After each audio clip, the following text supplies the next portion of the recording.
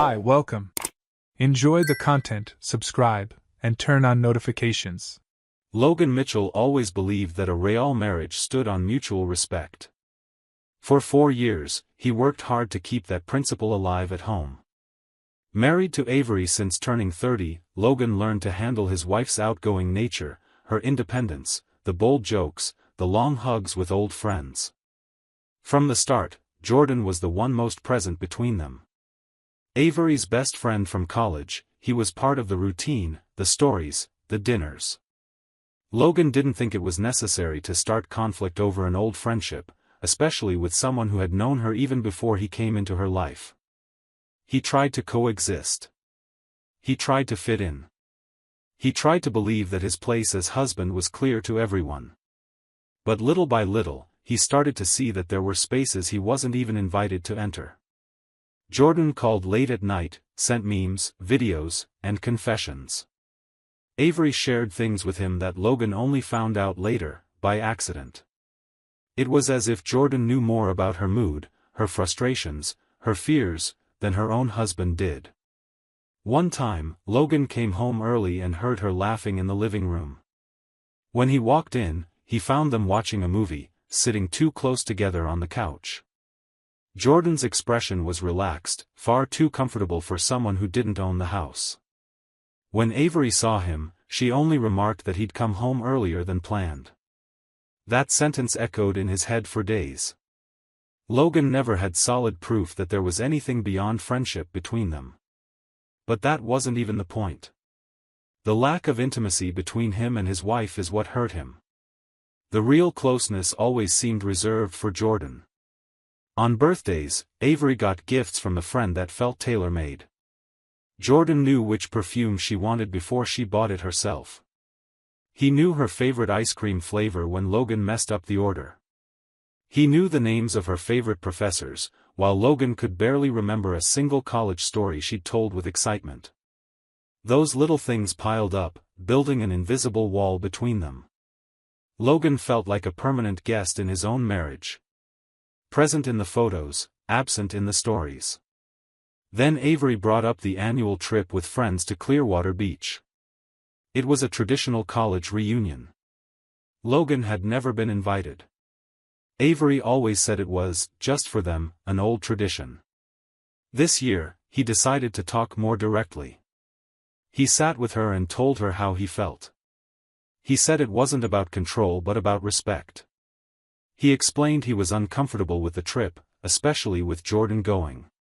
He was honest, saying he felt excluded, replaced, even mocked when he watched the two of them interact like an emotional couple. Avery listened with her arms crossed. She said he was overreacting, that Jordan was like a brother. Logan replied that if that was true, then she could show she prioritized their marriage. He suggested she stay home that year. Not as an order, but as a request, a gesture to restore balance. Avery's answer came fast, almost rehearsed. She said it was an attempt to limit her, that he was becoming jealous and controlling. Logan got up from the table and left the conversation without yelling. He preferred to avoid more friction. But inside, something broke. In the following days, she kept planning the trip. She packed clothes, bought a new bikini, laughed loudly on the phone. Logan watched in silence. A kind of silence that screamed louder than any argument. When she left, he didn't walk her to the door. He sat in the living room, staring at his phone, waiting for some sign of regret, a last message, any gesture showing there was still something to save. But all he got were social media notifications. Avery smiling in selfies, surrounded by friends, always with Jordan beside her. In one picture, he had his hand on her waist while she leaned her head on his shoulder. The caption read, "With the one who understands even the silence."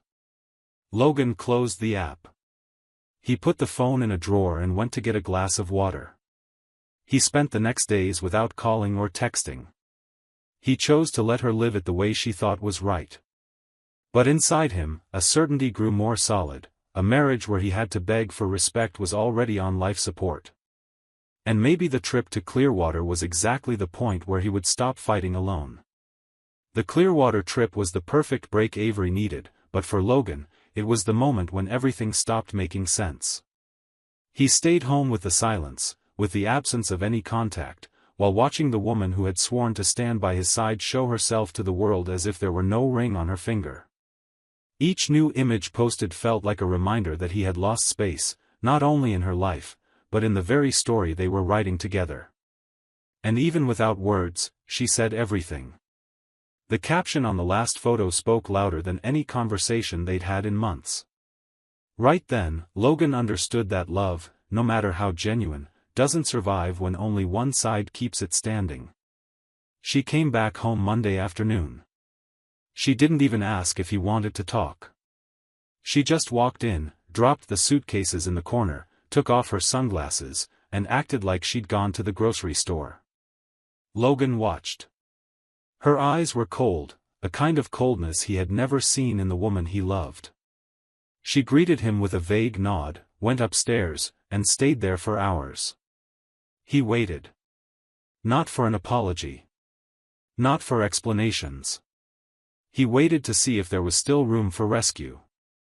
And when she finally came down for a glass of water, he had already laid everything out on the dining room table. The documents were stacked beside a brown envelope. Avery looked puzzled. He just said he was moving forward with what needed to be done. She asked what that was. Logan answered firmly that it was the start of their separation. Avery laughed, thinking he was bluffing. She said he was being dramatic, that all she had done was spend a few days with friends. Logan kept his eyes on her, and for the first time in years, she seemed unsettled. He opened the envelope and spread out some printouts on the table, the Instagram photos, friends' playful comments, screenshots of public conversations where she replied with suggestive emojis. One image caught Avery's eye in particular. It was her, sitting on the sand next to Jordan, her hand resting on his leg. The caption was highlighted, "With him, I forget the world." Logan didn't yell. He only asked, "Did you forget about me too while you posted this?" She tried to say it was a joke, that he was misreading it, that Jordan was just a friend. Logan, calmer than she expected, said the problem was much bigger than that caption. He explained he had been swallowing situations for a long time. He had always tried to respect her space. He tried to trust, even while suffering the pain of being left aside. But now he finally understood what was happening. And the truth was simple, she made choices, and he was always the sacrifice of those choices. Avery folded her arms and defended herself. She said he was playing the victim, that their marriage had been worn out for a while, that he had pulled away too. Logan cut in, his voice steady, and said he withdrew because he felt invisible. Every time she put Jordan first, a part of him died inside. Every time she laughed at Jordan's jokes while the two of them ate alone and he was excluded, he learned to live with less of her. The issue was never the trip, but the repetition of the same story. She then went on the offensive. She said he never understood her independence, that Jordan was the only one who supported her, that he, Logan, always judged her. He stayed quiet for a few seconds before replying. He said it wasn't judgment, it was frustration. He spent 4 years waiting for her to finally see that marriage is partnership, not competition with old friendships. And that her problem was confusing attention with affection. She chased adrenaline, likes, quick reactions, but no longer knew what it meant to build something with effort. He pointed at the papers and said, "The difference between you and me is that I tried. Even bleeding, I tried." She stood frozen in front of him, as if suddenly hit by reality. For the first time, Logan saw fear of loss in her eyes. But it was too late. He said the love he felt still existed, but it wasn't enough. Because love without respect is just attachment. And he was tired of living on the scraps she left him. The paperwork was ready, the date set for dividing assets. He told her he would spend the night out and be back the next morning. Avery sat at the table for hours after he left. She flipped through the photos, read the comments, reviewed everything she had done in the last few days. Alone, she realized her mistake wasn't just the trip. It was turning into routine what should have been an exception. It was testing the limits of someone who had warned her, in every way, that he was hurt. And now, with his absence in the house, she felt the real weight of decisions she had treated like games. Logan, across town, slept in a hotel room, no regret, but with a pain no one could see. He had always been willing to fight, but at that moment, he just wanted peace. Logan came home early that morning, as promised. When he opened the door, Avery wasn't in the living room. The house was tidy, everything in place, except for them. He walked to the kitchen, made coffee in silence, and sat down. There was no rush to solve anything right then, because, deep down, he already knew something inside him had changed for good. The pain was still there, but it had become less confusing. It was no longer a pain begging for attention, it was the kind that arrives when you realize you've lost something that no longer made sense to keep. Avery came downstairs without makeup, her eyes marked by a sleepless night. She sat across from him. She didn't say anything for a while. Then she asked if there was still a chance to talk before signing any papers. Logan nodded briefly. She started trying to justify everything again, but in a different tone. She said she felt she needed that trip to find herself. That she was suffocating in the marriage, without her own identity, trying to fit a role that wasn't hers. He listened, silently. Then she admitted she might have gone overboard with the posts, that maybe she should have spared their life from that exposure. Logan interrupted and said the problem wasn't the photo or the caption. The problem was what she'd made of him over the years. And that when someone spends too much time trying to find themselves away from their partner, they've been lost for a long time. She tried to say she was willing to change, that she could distance herself from Jordan if that would bring the relationship back. But Logan leaned forward and asked, "Why didn't you think about that before? Why does it only seem possible now? When did I stop being enough?" Avery stayed quiet for a few seconds. She answered that she didn't know. That maybe she was so busy proving her independence that she forgot to take care of what really mattered. Logan took a deep breath.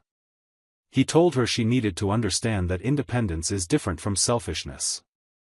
The marriage hadn't suffocated who she was, it had revealed how much emotional immaturity she still carried. Her friends, the invitations that never included him, the hidden conversations, the ambiguous jokes with Jordan, all of that was a kind of betrayal that left no marks on the body but dissolved the bond day by day. Avery cried. She begged him to forgive her. She said she would do anything to fix it. But Logan, eyes filled with tears, replied that forgiveness wasn't the problem. He forgave her. He always forgave her. He forgave when she talked to Jordan beside him as if he were invisible. He forgave when she prioritized invitations with friends over dinners together. He forgave when she laughed loudly on the phone with someone who knew her deepest fears while her own husband knew only the surface. What he couldn't do anymore was keep accepting that all of that was called love. In the following days, Avery tried to talk to her friends.